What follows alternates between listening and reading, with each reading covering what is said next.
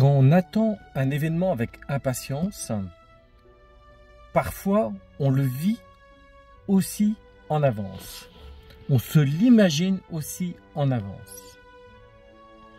Et plus on l'imagine, plus on le vit, plus on l'idéalise.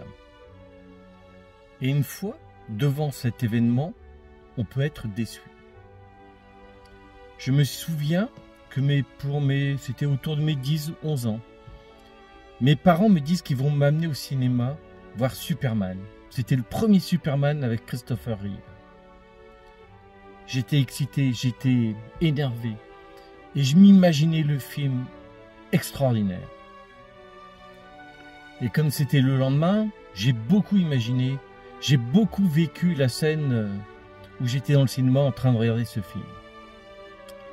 Arrivé au cinéma, le générique commence et je le trouve extrêmement long, pénible même. Et du coup, le film me paraît fade. Je l'avais revu 2 ou 3 ans plus tard à la télé et je me suis dit, tiens, bizarre, il n'est pas si mauvais. Mais sur le moment, ça m'avait paru fade.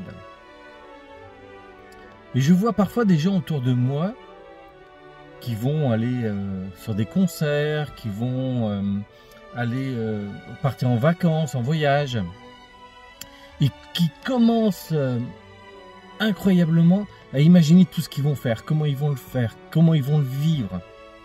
Et là, je me dis, stop, stop. Là, vous êtes en train de perdre les moments les plus importants, c'est-à-dire l'émerveillement de la découverte.